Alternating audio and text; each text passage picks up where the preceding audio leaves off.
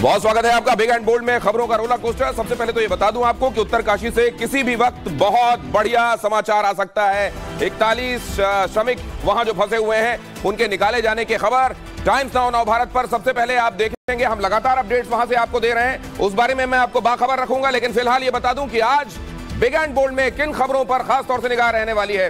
राजस्थान के चुनावी रण में फाइनल राउंड, किन किन दिग्गजों ने संभाला ग्राउंड, ये आपके सामने होगा। उत्तरकाशी में जो मैं आपको बता रहा था मिशन जिंदगी जारी है। 41 कर्मचारियों के बेहद नजदीक पहुंच गई है रेस्क्यू टीम। खुशखबरी की बारी है। पीओके में कट्टरपंथी गैंग बौखलाया, मां शारदा पीठ को किसने निशाना बनाया, ये खबर भी आपके सामने होगी। और शुभ घड़ी आ गई, 22 दिन में 5 लाख करोड़ की बजेगी शहनाई। ये 5 लाख करोड़ की शहनाई कैसे बजेगी आपको मैं ये पूरी खबर दिखाऊंगा। लेकिन पहले ये खबर जिसके साथ शुरुआत, आंध्र प्रदेश के विशाखापट्टनम में आज सुबह ऑटो और ट्रक की टक्कर में 8 स्कूली बच्चे घायल हो गए। शहर के एक चौराहे पर तेज रफ्तार ऑटो और ट्रक की टक्कर हो गई। सामने आए वीडियो में देखा जा सकता है कि ट्रक काफी तेज रफ्तार से चौराहे की तरफ बढ़ रहा था, तभी दूसरी तरफ से तेजी से आ रहे ऑटो ने उसकी जोरदार भिड़ंत उससे हो गई। और एक्सीडेंट के बाद ट्रक ड्राइवर और उसके एक साथी ने मौके से फरार होने की कोशिश की, लेकिन लोगों ने उसे पकड़कर पुलिस के हवाले कर दिया। ऑटो में सवार घायल 8 छात्रों में से 2 की हालत गंभीर बताई जा रही है। और अगली अहम खबर यह कि झारखंड के पलामू में डाल्टनगंज रेलवे स्टेशन पर आरपीएफ के जवान की मुस्तैदी से एक महिला की जान बच गई। घटना उस वक्त हुई जब वो महिला चलती ट्रेन से उतरने की कोशिश कर रही थी और तभी उसका संतुलन बिगड़ा और वो गिर पड़ी। इतने में ट्रेन के दरवाजे पर खड़े एक यात्री ने उसका हाथ पकड़ लिया ताकि वो पटरियों और प्लेटफॉर्म के बीच में ना आ जाए। फिर आरपीएफ के जवान की निगाह उस पर पड़ी और तेजी से भागते हुए उसने महिला को बचा लिया। यहां इन तस्वीरों में आप देख रहे हैं किस तरीके से वो घटना पेश आई। आरपीएफ के जवान की मुस्तैदी, ये देखिए किस तरीके से उसने दौड़ लगाई और महिला को यूं बाहर निकाल लिया, वरना एक बड़ा हादसा हो जाता। जिंदगी बचाने वाले इस जवान को सलाम। और अगली अहम खबर की तरफ आपको ले चलता हूं। महाराष्ट्र के पुणे से लूट की हैरान करने वाली वारदात सामने आई जब 6 बदमाशों ने सरेआम हथियार लहराते हुए शराब की एक दुकान पर धावा बोल दिया। बाइक से आए 6 बदमाशों ने दुकान के बाहर पहुंचते ही हथियार निकाल लिए। इस दौरान बदमाश दुकान में घुस गए। एक बदमाश तलवार लेकर बाहर पहरेदारी करने लगा, जबकि छठा बदमाश बाइक पर सभी का इंतजार करता दिखा। दुकान में नकाबपोश बदमाशों को हथियारों के साथ देखकर अफरा तफरी मच गई। बदमाशों ने जैसे ही काउंटर से दुकान के अंदर छलांग लगाई तो दुकान में काम करने वाले कर्मचारी और बाहर खड़े ग्राहक भाग खड़े हुए, जिसके बाद बदमाशों ने कैश समेटना शुरू कर दिया। इस दौरान एक बदमाश ने शराब की 2 बोतलें भी अपने साथ ले ली। बदमाशों ने इस पूरी वारदात को केवल 40 सेकंड में अंजाम दिया और भीड़ भाड़ वाले इलाके में हथियार लहराते हुए फरार हो गए। दिन दहाड़े हुई इस सनसनीखेज वारदात के बाद पुणे पुलिस एक्शन में आ गई है, लेकिन अभी तक न तो बदमाशों की पहचान हो पाई है और न ही कोई हाथ आया है। और बिहार में सुशासन राज में एक तरफ तो पुलिस पस्त है तो दूसरी तरफ बदमाश पूरी तरह मस्त है। कहीं सरेआम गोलियां चल रही हैं तो कहीं बंदूक के दम पर लूट हो रही है। तस्वीरें वैशाली के महुआ से सामने आई, जहां आधी रात को बेखौफ बदमाशों ने एक पेट्रोल पंप पर धावा बोल दिया। नकाब पहने 2 बदमाश पेट्रोल पंप मैनेजर के केबिन में घुसे, जबकि एक बदमाश बाहर पहरेदारी करता रहा। बदमाशों ने केबिन में घुसते ही बंदूक के बल पर नोजल मैन शुभम को कब्जे में ले लिया और विरोध करने पर जान से मारने की धमकी दी। इसके बाद बदमाशों ने तसल्ली से पूरे केबिन की तलाशी ली। इस दौरान जमीन पर सो रहे पेट्रोल पंप मैनेजर को भी लात मारकर एक बदमाश ने जगाया और कैश की जानकारी पूछी, जिसके बाद बदमाश यहां से करीब 1.25 लाख रुपए लेकर बड़े आराम से फरार हो गए। पेट्रोल पंप पर लूट की वारदात की खबर मिलते ही वैशाली पुलिस महकमे में हड़कंप मच गया। जगह जगह चेकिंग अभियान शुरू हो गए, लेकिन पुलिस के हाथ अभी तक खाली हैं। और उत्तरकाशी की टनल में फंसे लोगों को निकालने का काम जारी है और उम्मीद ये की जा रही है कि किसी भी वक्त अब खुशखबरी आ सकती है। कुछ ही देर में घटनास्थल पर पहुंचने वाले हैं सीएम धामी भी। क्या है इस वक्त का अपडेट, ये आपको बहुत जल्दी से बता देते हैं। और अब से कुछ देर पहले यह पता चला कि अभी कुछ देर पहले ऑगर मशीन ने काम करना बंद कर दिया था। अब वो किस वजह से हुआ, कोई टेक्निकल ग्लिच है या किस वजह से, या काम लगभग पूरा हो रहा है इसलिए उसने काम करना बंद किया। लेकिन हमारे संवाददाता बता रहे थे कि अब से कुछ देर पहले ऑगर मशीन ने काम करना बंद किया। हालांकि अब जो दूरी बची है बहुत कम बची है, 60 मीटर तक खुदाई हो चुकी है और यह अभी से करीब 1 घंटे पहले का अपडेट है। और अगर 1 घंटे में लगभग आधे घंटे में लगभग 1 मीटर और आगे चली जाती है मशीन, तो इस हिसाब से 2 मीटर और भी पूरे हो गए होंगे। कुछ ही मीटर की दूरी पर 41 कर्मवीर है। 62 मीटर यह मलबा फैला हुआ था और 60 मीटर तक खुदाई हो जाने के बारे में कंफर्मेशन मिल चुकी है। मतलब अब ये बहुत दूरी नहीं बची है। मौके पर डॉक्टर्स और एम्बुलेंस मौजूद हैं और रेस्क्यू स्थल पर टॉप ऑफिसर्स भी कैंप कर रहे हैं। वहां पर एक टेम्पररी हॉस्पिटल बनाया गया है जहां से लोगों के निकलने के बाद उनको तुरंत वहां पर चेकअप दिया जाएगा और उसके बाद देखा जाएगा फर्स्ट एड के बाद किसको टर्शरी और सेकेंडरी केयर की जरूरत है। जल्द ऑपरेशन पर पूरा फोकस है और सकुशल वापसी के लिए यज्ञ तक किया जा रहा है। पूरा देश प्रार्थना कर रहा है और पूरा देश ये उम्मीद कर रहा है कि बहुत जल्द अब खुशखबरी मिलने वाली है। और राजस्थान विधानसभा चुनाव के प्रचार में इस बार नया ट्रेंड देखने को मिला है। जब कोई प्रत्याशी अपने समर्थकों के लिए मिलने जाता है तो उन्हें 50 किलो के फूलों की माला पहनाता है, तो कोई उन्हें फलों से तौलता है। लेकिन ऐसा करना एक नेताजी के लिए बहुत भारी पड़ गया। दौसा के बांदीकुई सीट से कांग्रेस उम्मीदवार और मौजूदा विधायक गजराज खटाना क्षेत्र में प्रचार के लिए निकले थे और इसी दौरान एक मोहल्ले में जब उनके समर्थकों ने उन्हें फलों से तौलने के लिए कहा तो वो तराजू पर बैठ गए। इस बीच तराजू टूटकर नीचे गिर गया। तराजू का एक हिस्सा विधायक जी पर जा गिरा और इस घटना में शुक्र यह है कि गजराज खटाना को कोई गंभीर चोट नहीं आई है। वीडियो को देखकर यह लग रहा है कि गनीमत रही कि तराजू का लोहे का हिस्सा कांग्रेस विधायक के सिर या फिर शरीर के किसी दूसरे हिस्से पर नहीं गिरा, वरना बड़ा हादसा हो सकता था। और अगली खबर यह कि तेलंगाना के निजामाबाद जिले में कांग्रेस और केसीआर की पार्टी भारतीय राष्ट्रीय समिति के कार्यकर्ताओं के बीच में झड़प हो गई। यह हिंसक झड़प चुनाव प्रचार के दौरान हुई। दोनों ही पार्टियों के कार्यकर्ता जी जान से चुनाव प्रचार में लगे थे। निजामाबाद इलाके में प्रचार करते वक्त एक दूसरे के सामने आ गए और हाथापाई शुरू हो गई। शुरुआत में जहां मामूली बहस चल रही थी वहां पत्थर बरसने लगे। बाद में किसी तरह पुलिस ने आकर मामले को संभाला और हंगामा कर रहे लोगों को वहां से दूर खदेड़ा।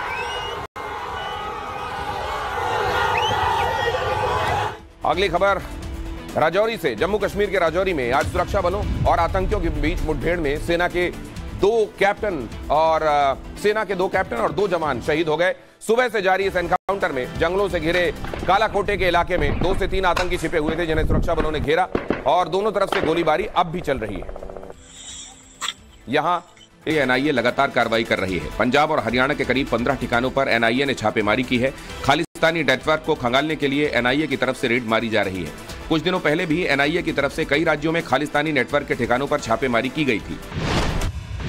जम्मू कश्मीर प्रशासन ने 4 सरकारी कर्मचारियों को बर्खास्त कर दिया है। इन कर्मचारियों पर राष्ट्र विरोधी गतिविधि में शामिल होने के आरोप हैं। जिन्हें बर्खास्त किया गया उनमें डॉक्टर, टीचर, पुलिस कांस्टेबल और एक लेबोरेटरी बेरर शामिल है। पिछले 3 सालों में प्रशासन ने 50 से ज्यादा कर्मचारियों को बर्खास्त किया है। पंजाब के बठिंडा में आईएसआई की मदद से चलाए जा रहे आतंकी मॉड्यूल का पर्दाफाश हुआ है। पुलिस ने 3 लोग पकड़े हैं। इनके पास से 8 पिस्तौल, 9 मैगजीन और 30 कारतूस बरामद हुए हैं। बठिंडा की एनकाउंटर इंटेलिजेंस टीम ने इस ऑपरेशन को अंजाम दिया। पंजाब में दिवाली से लेकर अब तक 8 से ज्यादा ऐसे आतंकी मॉड्यूल का पर्दाफाश किया जा चुका है। इन लोगों के निशाने पर राज्य की नामी हस्तियां, कारोबारी और पुलिस के अधिकारी रहते थे। हलाल सर्टिफिकेशन के फर्जीवाड़े की जांच यूपीएसटीएफ ने शुरू कर दी है। एडीजे-एसटीएफ के निर्देश पर एडिशनल एसपी विशाल विक्रम सिंह के नेतृत्व में 5 सदस्यीय टीम को जांच का जिम्मा सौंपा गया है। कई राज्यों तक जांच का दायरा होने की वजह से टीम की संख्या को बढ़ाया जा सकता है। जो कंपनियां हलाल सर्टिफिकेट जारी करती हैं, उनकी गहराई से जांच भी शुरू कर दी गई है। बीएचयू से एक बार फिर छात्रा से छेड़खानी का मामला सामने आया। फैकल्टी के गार्ड पर कॉमर्स की छात्रा से छेड़खानी का आरोप है, जिसके बाद आरोपी गार्ड बर्खास्त कर दिया गया है। कैंपस की सुरक्षा को लेकर बड़े सवाल उठ खड़े हुए हैं। पिछले दिनों आईआईटी की छात्रा से बदसलूकी का मामला सामने आया था। राजस्थान विधानसभा चुनाव के लिए 25 नवंबर को वोटिंग है और कल प्रचार का आखिरी दिन। तो ऐसे में तमाम पार्टियों ने धुरंधरों को मोर्चे पर भेजा। बीजेपी की तरफ से प्रधानमंत्री नरेंद्र मोदी ने आज भी धुआंधार चुनावी रैलियां की, सीधे कांग्रेस को निशाने पर लिया। पीएम मोदी ने कहा कि कांग्रेस जनता विरोधी नीति बनाती है, जबकि निर्णय देश विरोधी लेती है।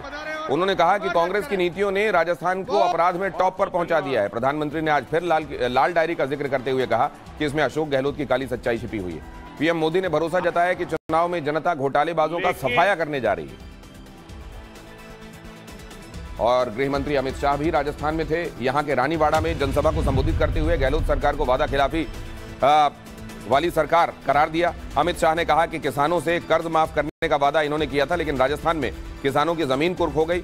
गृह मंत्री ने कहा कि गहलोत सरकार ने पेपर लीक कराकर 40 लाख युवाओं का भविष्य बर्बाद कर दिया। अमित शाह ने वोट के जरिए जनता से जादूगर को सबक सिखाने की अपील की। पीओके में कट्टरपंथी गैंग बौखलाया, शारदा पीठ को निशाना बनाया। पूरी खबर आगे, लेकिन पहले देखिए राजस्थान से राहुल गांधी ने कैसे बोला बीजेपी पर हमला। कांग्रेस सांसद राहुल गांधी ने आज राजस्थान के भरतपुर में चुनावी रैली को संबोधित किया। उन्होंने पीएम मोदी पर मुद्दों से ध्यान भटकाने का आरोप लगाया। राहुल ने कहा कि केंद्र में जैसे ही कांग्रेस की सरकार आएगी, उनकी पार्टी पूरे देश में जातिगत जनगणना करवा देगी। राहुल ने दावा किया कि जातिगत जनगणना के बाद हिंदुस्तान बदल जाएगा। पिछड़ों दलितों को पता चल जाएगा कि उनकी कितनी ताकत है। यूपी के सीएम योगी आदित्यनाथ ने आज राजस्थान के जोधपुर में बीजेपी प्रत्याशियों के पक्ष में चुनावी रैली की। सीएम योगी ने कांग्रेस सरकार पर तुष्टीकरण का आरोप लगाया। उन्होंने कहा कि जब 2 साल पहले जोधपुर की सड़कों पर तलवारें लहरा रही थी, दंगाई दंगे कर रहे थे, तब सरकार मौन थी। सीएम योगी ने कहा कि अगर ये दंगाई यूपी में होते तो बुलडोजर ठीक कर देता। नेशनल हेराल्ड केस में ईडी ने दिल्ली, मुंबई और लखनऊ में 752 करोड़ की संपत्ति जब्त की है। पूरे मामले पर बीजेपी सांसद रविशंकर प्रसाद ने कांग्रेस पर निशाना साधा। उन्होंने कहा कि गांधी परिवार को अपने पापों, भ्रष्टाचार और सत्ता के दुरुपयोग की कीमत चुकानी पड़ेगी। कांग्रेस सांसद राहुल गांधी के पनौती वाले बयान पर एआईएमआईएम चीफ असदुद्दीन ओवैसी ने कहा है कि जिनको खेलना नहीं आता वो ये सब नहीं बोले। उन्होंने कहा कि किसी भी कंट्री के लिए प्राउड मोमेंट होता है। टीम आखिरी बॉल तक खेली। ओवैसी ने राहुल गांधी को अमेठी में मिली हार की याद भी दिला दी। आरजेडी के सीनियर नेता और बिहार के पूर्व मंत्री वृषण पटेल ने सेक्सटॉर्शन मामले में पुलिस में शिकायत दी है। आरोप है कि एक महिला ने उनको व्हाट्सएप पर अश्लील तस्वीर भेजकर 50 लाख रुपए मांगे और पैसे नहीं देने पर तस्वीर वायरल कर देने और राजनीतिक करियर खत्म कर देने की धमकी दी। आर्थिक अपराध इकाई ने मामले की जांच शुरू कर दी है। दुनिया की निगाह इस वक्त की मुश्किलें बढ़ सकती हैं। एल्विश यादव का सट्टेबाजी वाले महादेव ऐप के प्रमोटर से लिंक सामने आया है। दरअसल एल्विश यादव का एक नया वीडियो सामने आया है जिसमें वो बैट भाई के नाम से ऐप को प्रमोट करते दिखाई दिए। ईडी के मुताबिक इस ऐप को दुबई में बैठे सौरभ चंद्राकर, रवि उप्पल और शुभम सोनी का नेटवर्क ऑपरेट करता है। आपको बता दें कि यही लोग महादेव ऐप के प्रमोटर्स हैं और इस मामले में कई बड़ी हस्तियों तक जांच की आंच पहुंच चुकी है। अभिनेत्री करिश्मा तन्ना और उनके पति ने मुंबई में रियल एस्टेट से जुड़े बड़े कारोबारी पर 1 करोड़ की धोखाधड़ी का आरोप लगाया है। आरोप लगाने वालों में टीवी एक्टर समीर कोचर भी शामिल हैं। बताया गया कि प्रोनीत प्रेमनाथ नाम के शख्स और उनकी पत्नी ने पिछले साल इन तीनों से करीब 1 करोड़ की ठगी की थी। पुलिस ने आरोपियों के खिलाफ एफआईआर दर्ज करके जांच शुरू कर दी।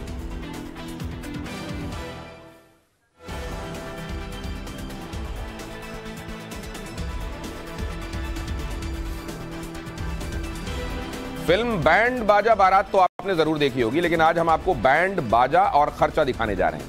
शादियों का सीजन शुरू होने वाला है, यानी पैसे पानी की तरह बहने वाले हैं। कॉन्फेडरेशन ऑफ इंडिया ट्रेडर्स ने एक सर्वे किया है जिसके मुताबिक नवंबर और दिसंबर के 22 दिनों में करीब 38 लाख शादियां हैं। 38 लाख शादियों पर करीब 4,74,000 करोड़ का खर्चा आएगा। ये आंकड़े 30 शहरों में किए गए सर्वे से जुटाए गए हैं। देश में 23 नवंबर से 15 दिसंबर के बीच शादियों का शुभ मुहूर्त है और इस बीच ये शहनाइयां बजेंगी। सिर्फ दिल्ली में 4 लाख शादियां होनी है जिनमें करीब 1.25 लाख करोड़ रुपए खर्च होंगे और इसमें सबसे ज्यादा खर्चा आभूषण की खरीद पर होगा। जितना खर्च 22 दिनों में सिर्फ शादियों में होने वाला है उतना तो कई राज्यों का बजट तक नहीं है। एक नजर राज्यों के बजट पर डालिए।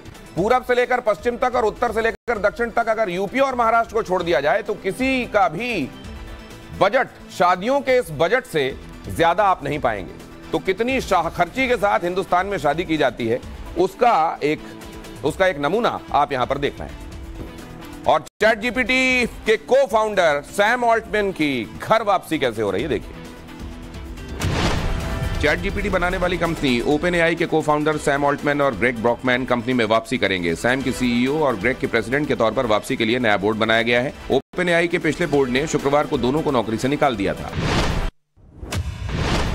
आर्टिफिशियल इंटेलिजेंस को कानून के दायरे में लाने के लिए गुरुवार को बड़ी बैठक होने जा रही है। इसमें आईटी राज्य मंत्री राजीव चंद्रशेखर और आईटी कंपनियों के प्रतिनिधि मौजूद रहेंगे। बैठक में चर्चा के बाद आईटी एक्ट में संशोधन का प्रस्ताव कानून मंत्रालय को भेजा जाएगा।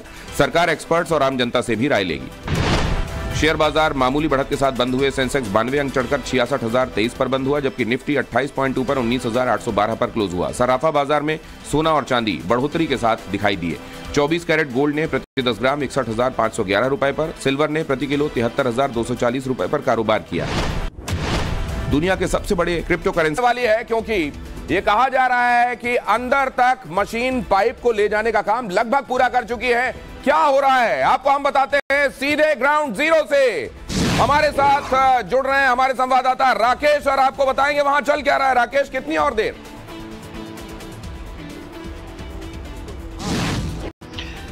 बिल्कुल दिनेश जी, कितनी और देर, इसी बात का सबको इंतजार है। लेकिन ये देर बहुत ज्यादा नहीं होने वाली है। ये देर इस रात से ज्यादा नहीं होने वाली है। और सबसे बड़ी बिग एंड बोल्ड न्यूज ये है, जिस पर हम पिछले कुछ समय से लगातार है, कि आखिरी का 1.5 से 2 मीटर बचा हुआ है और जैसे उसको ड्रिल कर देंगे उसके बाद रास्ता साफ हो जाएगा और उसके बाद उन सभी 41 श्रमिक भाइयों को निकाल लिया जाएगा। एक बार जल्दी से तस्वीर दिखा दीजिए। मुख्यमंत्री पुष्कर धामी भी उत्तरकाशी पहुंच रहे हैं। वो पूरे इस ऑपरेशन पर, जब से 41 श्रमिकों को निकालने का ये पूरा ऑपरेशन शुरू हुआ, इस घटनाक्रम पर नजर बना के रखे हुए हैं। और एक तस्वीर उसके बाद में रिपोर्ट दिखाऊंगा कि ये तस्वीर आप देखिए, अंदर जो आपको दिखाई दे रहा है इस टनल के अंदर, आपको आखिरी में एक दीवार जैसा दिखाई दे रहा होगा लाइट में, जिसके आगे मशीनें हैं। दरअसल वही मलबा है और उसी मलबे में सुराख करके एक पाइप डाली गई है जो अगले 62 मीटर तक पहुंच रही है। उन श्रमिक भाइयों के पास और उसी के जरिए उन्हें बाहर निकाल लिया जाएगा। तो ये सामने जो आपको दीवार जैसा दिख रहा है, दरअसल यही मलबा है जो गिर गया था और इसी मलबे के उस पार 41 श्रमिक भाई हैं। मुख्यमंत्री पुष्कर सिंह धामी यहां पर है, खासतौर पर भोजन भी तैयार करवाया जा रहा है। पूरे इस घटनाक्रम ऑपरेशन पर मुख्यमंत्री धामी की नजर है, एक रिपोर्ट दिखाते हैं। ठीक मेरे पीछे जो आप ये ट्रक देख पा रही हैं, ये बताया जा रहा है कि वो आखिरी पाइप्स होंगे जो वहां पर अंदर लेकर जाए जाएंगे, जो वहां उस रबल के जरिए अंदर भेजे जाने हैं। तो ये आखिरी कुछ घंटे जो हैं वो बहुत ज्यादा इंपॉर्टेंट हैं, बहुत ज्यादा क्रूशियल हैं।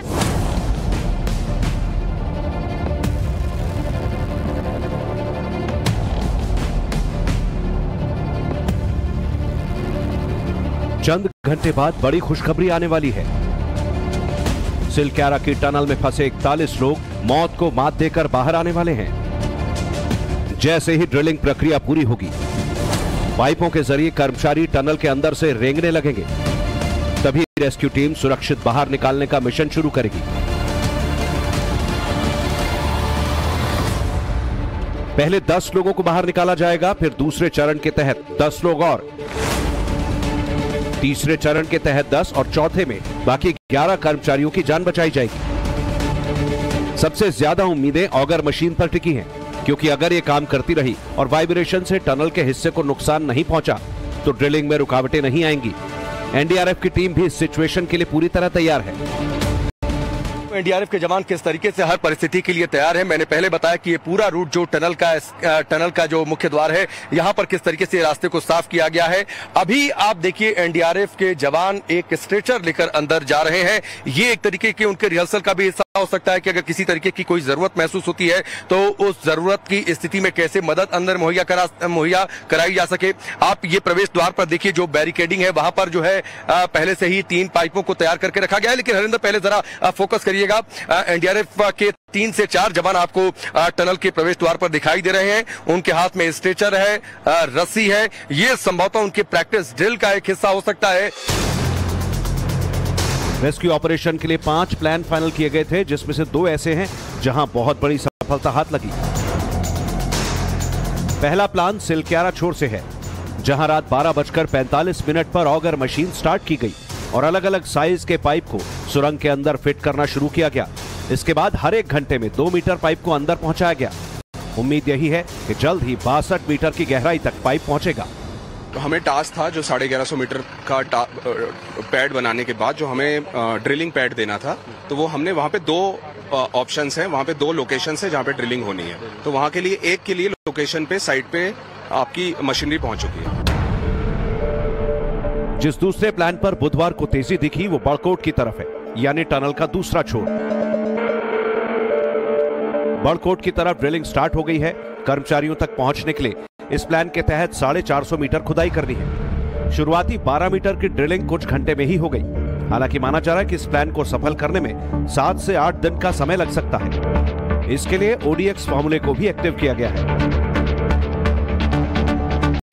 अगर जरूरत होती है तो साथ साथ में वो वर्टिकल ड्रिलिंग जो है वो बहुत ज्यादा कारगर साबित होगी। तस्वीरें जरा आपको हम दिखाते हैं।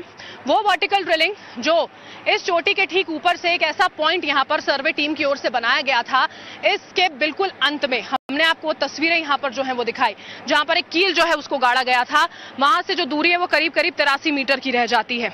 वहीं से ये ड्रिलिंग जो है वो की जाएगी। कई दिनों का वक्त लग सकता है, लेकिन जो एक्सपर्ट्स बताते हैं उनका कहना है कि ODX ऑर्डिनरी ड्रिलिंग मेथड जिसे कहा जाता है वो इस्तेमाल की जा सकती है। ये वो मेथड है जिससे ये पता चल जाता है कि हार्ड रॉक जो है वो कहां पर है, कहां पर वो मौजूद है, और इसी के चलते उसी तरह से एक्शन प्लान तैयार किया जा सकता है। सुरंग में फंसे 41 लोगों को निकालने का एक और प्लान है, ये भी ड्रिलिंग के जरिए है। तीसरे प्लान के तहत टनल के बिल्कुल ऊपर से यानी वर्टिकल ड्रिलिंग होनी है। इसके लिए 2 भारी भरकम मशीनें ऊपर पहुंचा दी गई हैं। इस प्लान में 87 मीटर नीचे की तरफ खुदाई करनी है। दोपहर तक इस प्लान को एक्टिव नहीं किया गया था। संभावना इसी बात की है कि अगर पहले प्लान में किसी तरह की रुकावट नहीं आई तो फिर उसी पर पूरा फोकस किया जाएगा। ऑप्शन सब पैरेलल चल रहे हैं, कोई उसमें सब साथ में चल रहे हैं, सो दैट एक ऑप्शन फेल हो तो ऐसा नहीं है कि फिर हम सेकंड करें, लेकिन हम पैरेलल हैं। बिल्कुल बिल्कुल। सिलक्यारा में फाइनल ऑपरेशन से ठीक पहले बहुत ज्यादा हलचल है। हर लोकेशन पर ध्यान दिया जा रहा है। 41 लोगों को बचाने के लिए जो टीम अंदर एंटर करने वाली है उनके लिए भी एस्केप प्लान बनाया गया है। इस प्लान में सीमेंट की ब्लॉक से ऑप्शनल रूट तैयार हो रहा है। ऐसा इसलिए कि ड्रिलिंग के दौरान अगर मलबा गिरा तो फिर 900 mm और 800 mm पाइप की बजाय इधर से जान बचाई जा सके। अंदर जो बिजली की आपूर्ति है वो पूरी तरीके से है। कल की पीसी में ये साफ तौर पर एनडीएमए की जब प्रेस कॉन्फ्रेंस हुई थी तो उसमें इस बात का जिक्र किया गया था कि जो पूरा मलबा गिरा उसमें बिजली के तारों को कोई नुकसान नहीं पहुंचा है, तो लिहाजा अंदर तो इलेक्ट्रिसिटी है, तो अंदर इलेक्ट्रिसिटी है तो बड़े बड़े हैलोजन से उन लाइट्स का अपना टेम्परेचर होगा, तो अंदर का टेम्परेचर ठंड के लिहाज से उनके सामने कोई बहुत ज्यादा चुनौती नहीं है।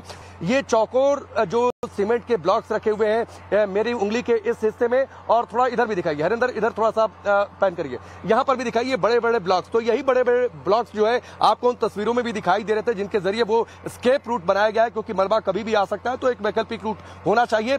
और ये दो नजरिए से फायदेमंद है, एक तो जिन श्रमिक भाइयों को निकालना है उनके लिए, दूसरी बात है खास तौर पर जो स्टाफ अभी काम कर रहा है, मान लीजिए इस साइड में कोई मलबा आता है तो उस स्टाफ को इवैक्यूएट करने के लिए भी वो एस्केप रूट जो है वो बहुत ज्यादा कारगर साबित हो सकता है। पाइप से जो बात किए तो उसमें ठीक आवाज दिया तो हम बात कर लिए। तो अभी भी हम बात किए ओकी टोकी से, अभी बात हुई है। हम पूछे कि आप कैसे हैं तो बोले कि हम ठीक हैं।